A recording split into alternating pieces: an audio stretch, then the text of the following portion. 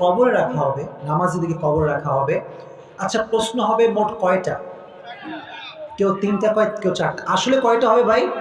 চারটা। আচ্ছা আচ্ছা, প্রথম প্রশ্ন কি বলেন দেখি, বলেন না। রব কে? আল্লাহ আমার রব, দমে দমে তনু মনে তারি অনুভব, ঠিক কিনা? তোমার দুনিয়াতে আমি যেদিকে তাকাই, অথই নেয়ামতে ডুবে আছি সবাই। পাখ পাখালির কণ্ঠে শুনি তাসবিহ করো রব, তাসবিহ করো রব। পড়েন, আল্লাহ আমার রব, এই রবই আমার সব। আল্লাহ আমার রব, এই রবই আমার সব। রবকে। প্রথম প্রশ্ন শেষ। সেকেন্ড কোয়েশ্চেন, আমার দিন, what is the name of your religion? তোমার ধর্মের নামটা কি?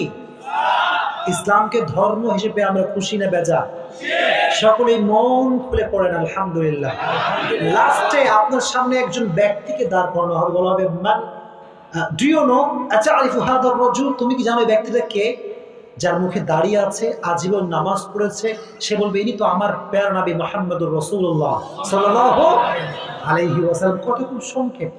যখন উত্তরটা শেষ, লাস্ট কোয়েশ্চেন ফেরেশতা বলবে, অবাক ফেরেশতা, কি রে এত ঝরঝর করে কয় কেন রে? ওমা ইলমুক, ওমা ইলমুক, what is the source of your knowledge?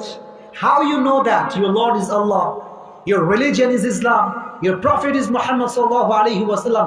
How you know that? তুমি কেমনে জানো? আমা ইলমুক, what is the source of your knowledge?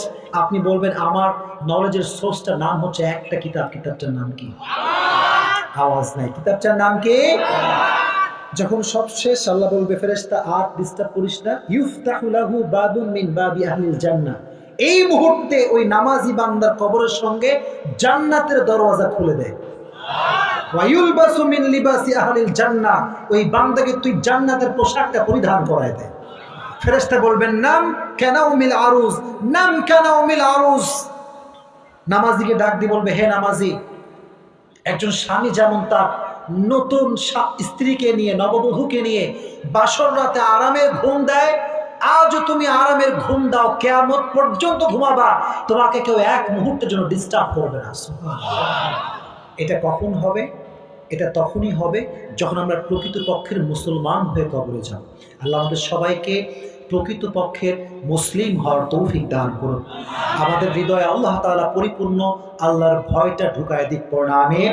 আমরা যেন প্রত্যেকটা প্রান্তে প্রান্তে কোরআনটা মানতে পারি, সুন্নাহটা মানতে পারি, আল্লাহ আমাদের সবাইকে সেই তৌফিক দান করুন। সকলে পড়া আমিন।